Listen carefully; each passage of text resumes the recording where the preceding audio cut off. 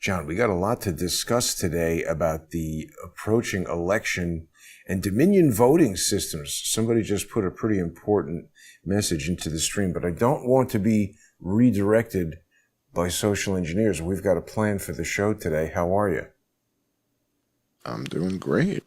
We've got some material that I don't know that anybody really has seen.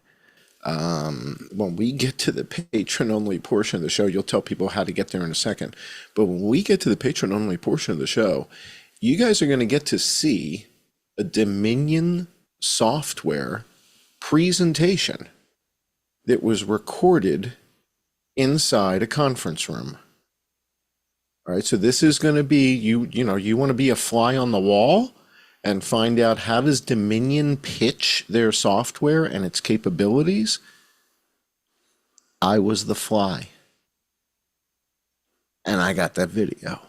And we're going to watch it. And you're going to get to see how Dominion's Democracy Suite, how does it work? What does it do? What are its features? What are its capabilities? And so that's what we're going to do when we get to the patron-only portion of the show. Jason and I are going to present the Dominion software to you.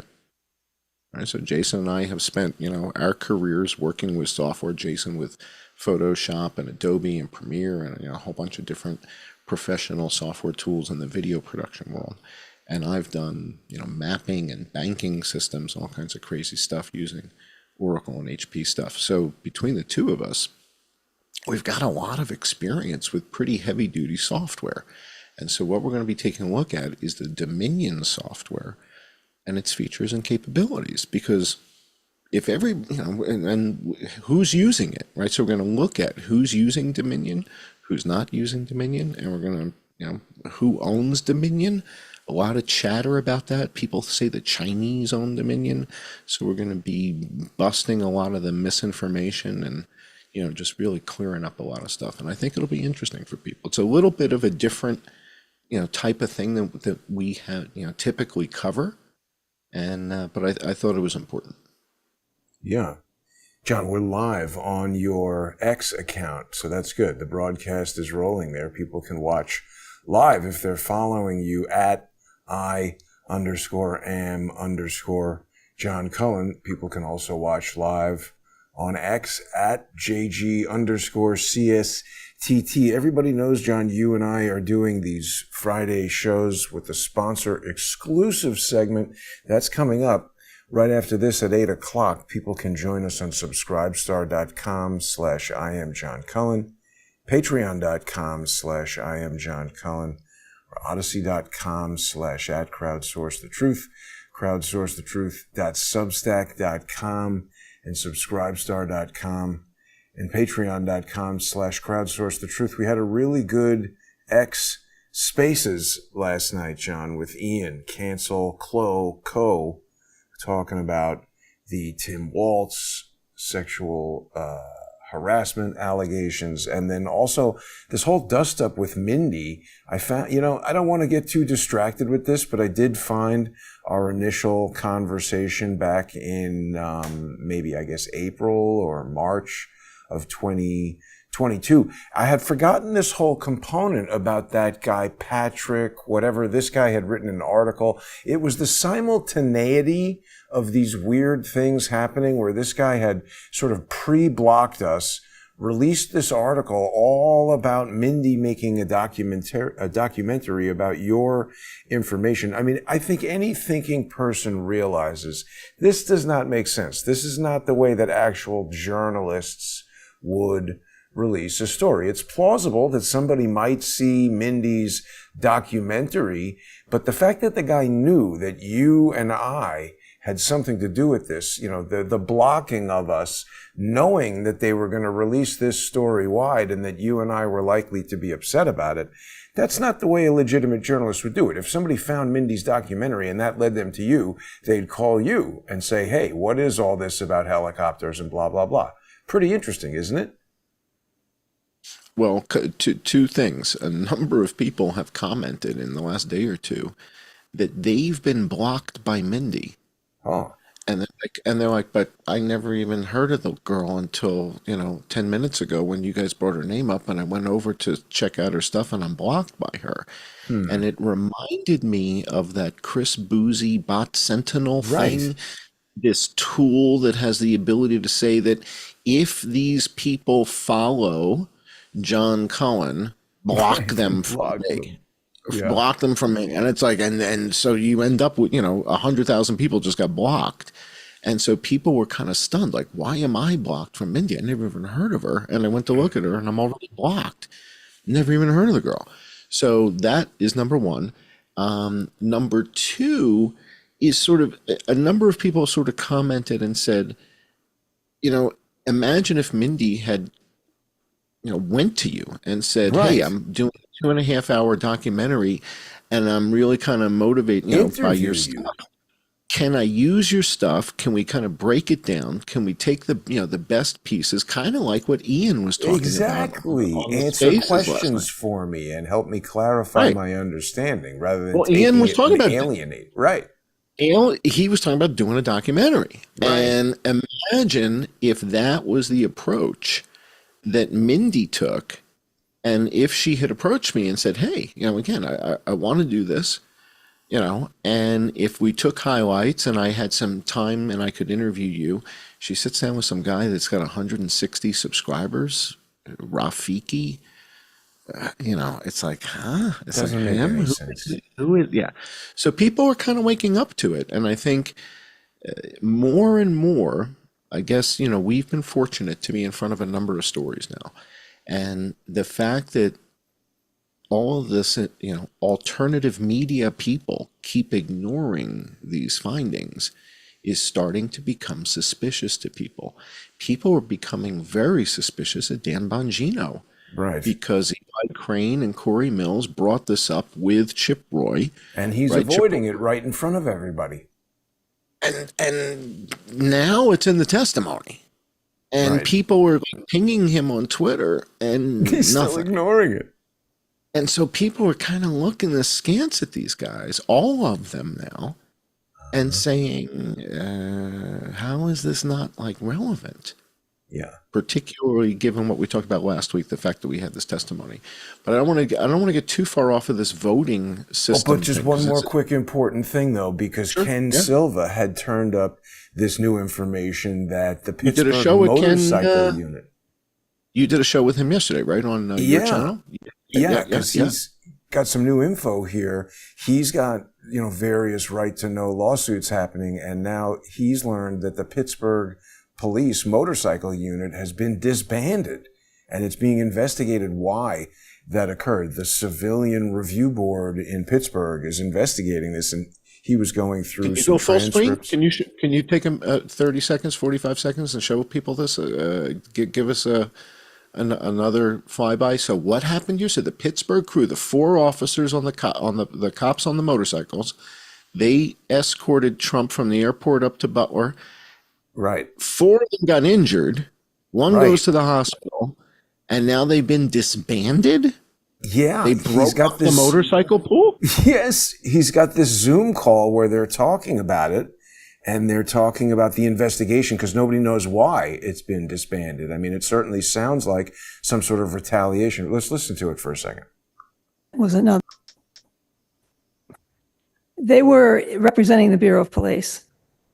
Whether they were there authorized or not is still a question. What supervisor was responsible for authorizing them to go? And then escorting was one thing, staying at the event was another.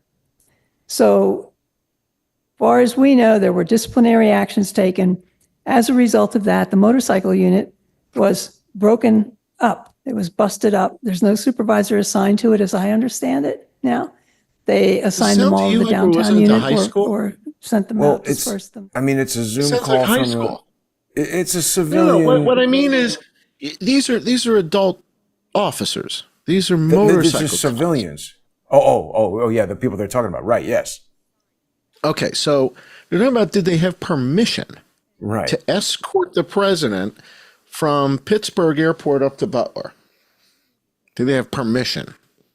I mean, shouldn't this all be planned out? It's the president. They're going to know where he's going.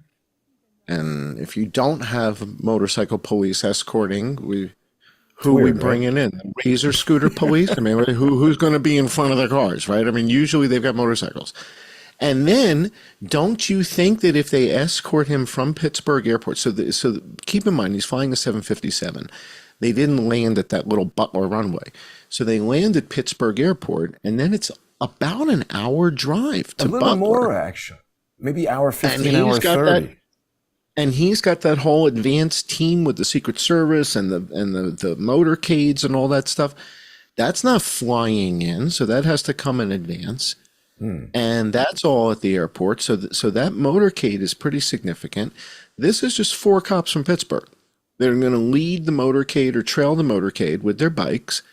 And the issue here is that they stayed at the event. Ding dong.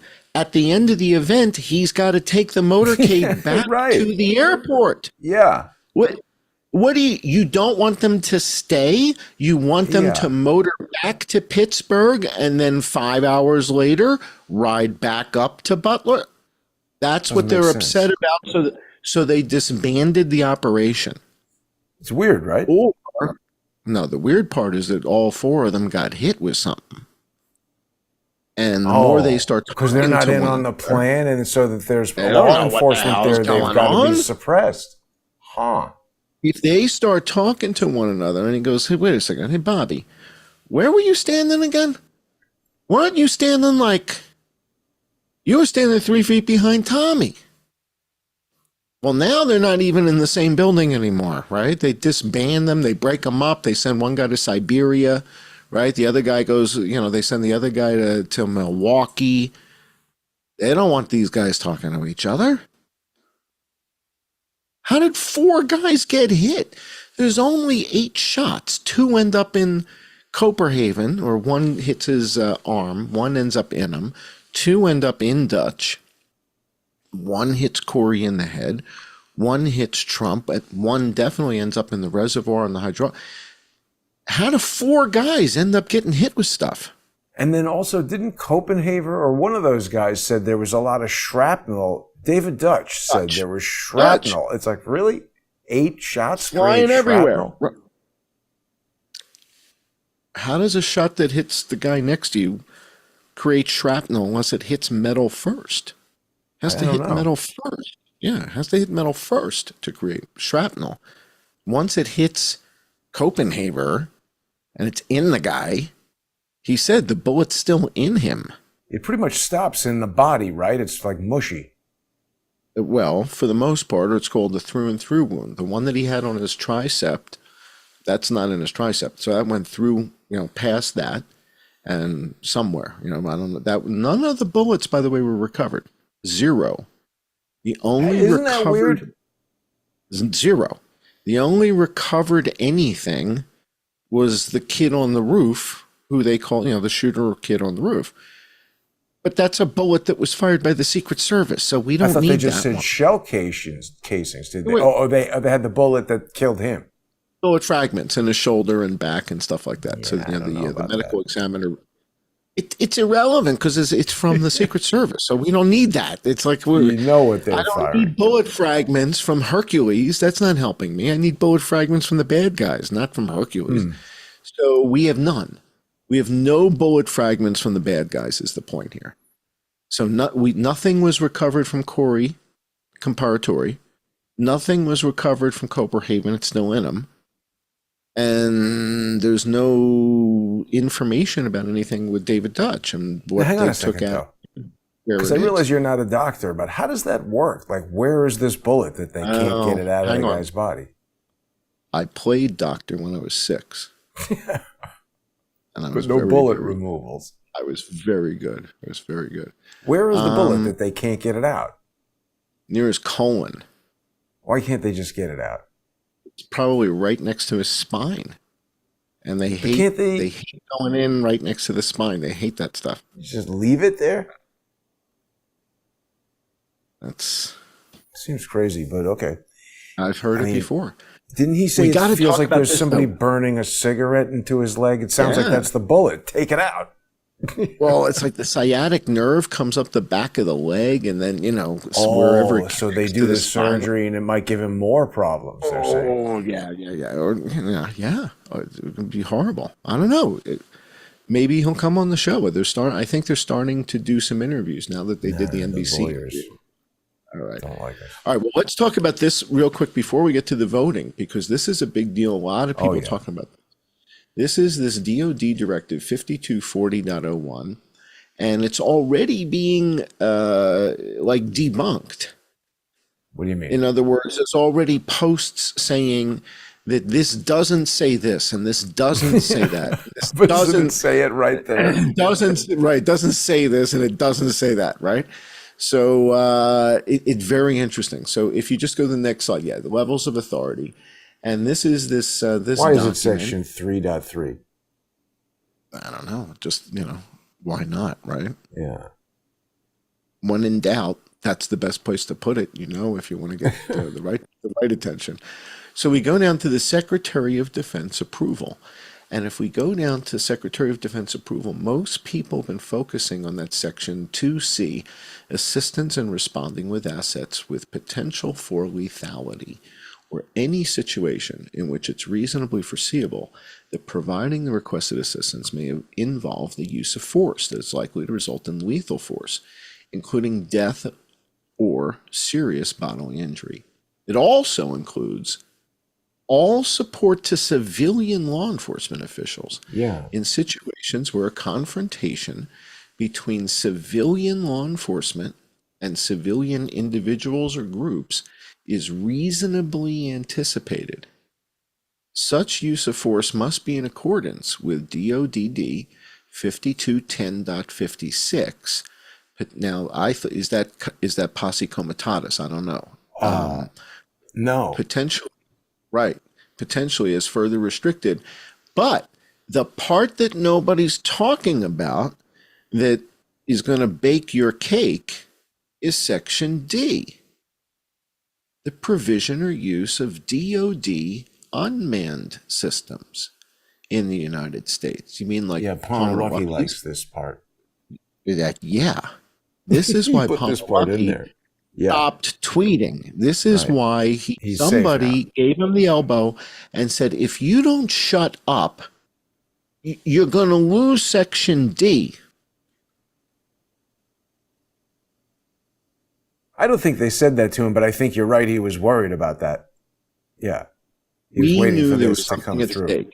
There was something huge at stake. You expose the fact that it apparently their technology was there, despite him telling it's not.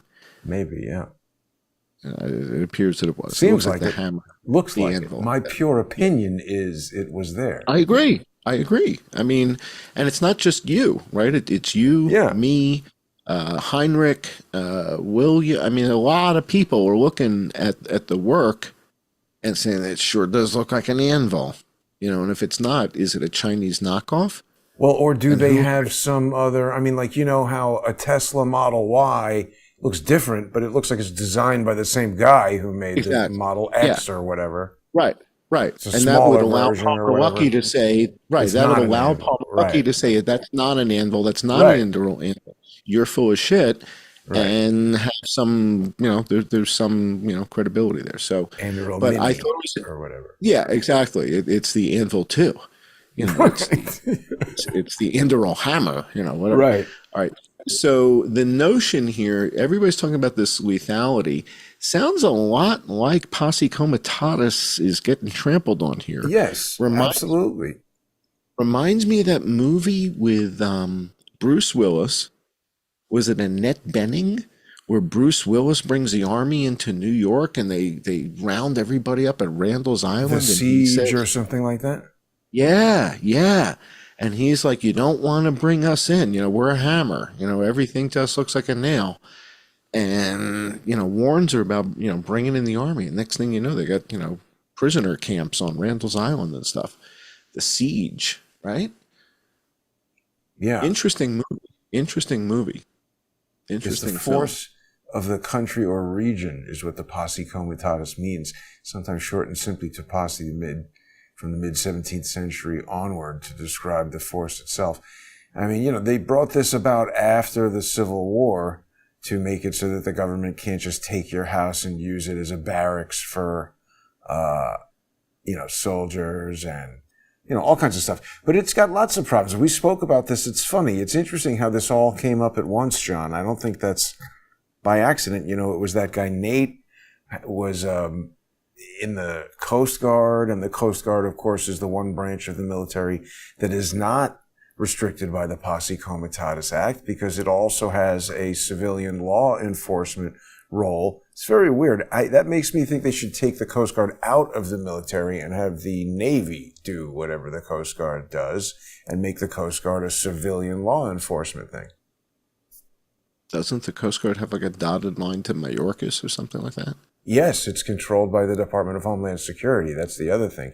It used to be under, I think the Treasury also. Oh, no, sorry. That's the Secret Service was under the Treasury. But you're right. The Coast Guard is also controlled by the Department of Homeland Security. All this stuff that was stood up right after 9/11 has proven now here 25 years later to be essentially 100% treasonous. And also, I was asking people this on X. Do you feel safer, John? Do you feel like it's less likely right now that there will be some massive terrorist attack than you did on September 10th, 2001? You feel safer? Actually, it's the one thing I do believe Chris Wray. When Chris Wray says, we're kind of any minute trouble. It's going to happen. Yeah. Yeah, that's like the one thing. It's like, I think he's telling the truth for right. once. But the point is, they did all this stuff after 9/11, and here we are. The world is more dangerous. So I don't want to listen to these people who think that they're experts at whatever they think they're experts at, who need, this is like Palmer Luckey. Very interesting you said that. I know we got to go to the patron only, but very interesting you said that.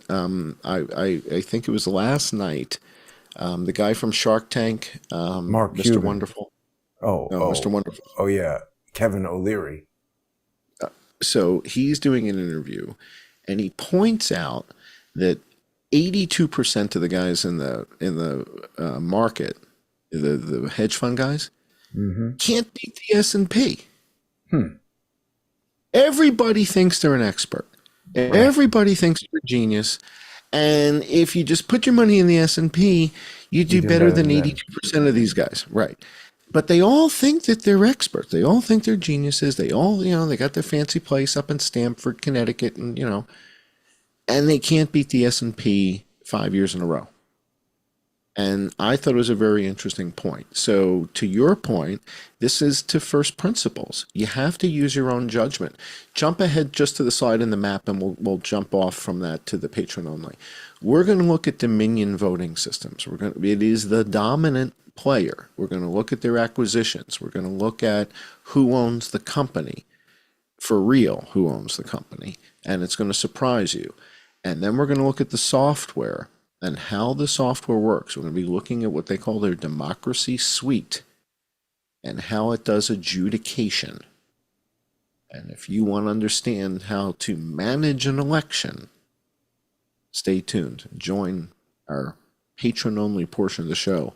This is going to blow your mind. You're going to get to see how to manage an election. How to mismanage an election. Stay with us, everybody. No, that's if you use it wrong. Yeah, but you got to use it right. You got to use it right. Bill Clinton will tell you that. Right? Yeah. Carrie Lake's a pretty attractive woman, I hear. He's losing his mind. He's like, hey, RFK, your mom used to drunk text me. She was pretty hot.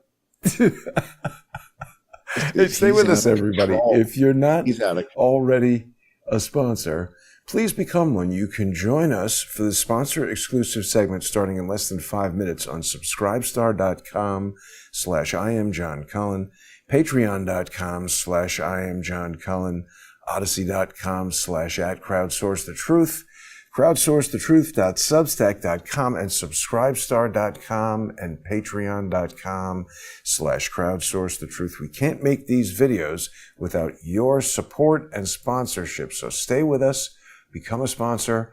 John's going to unravel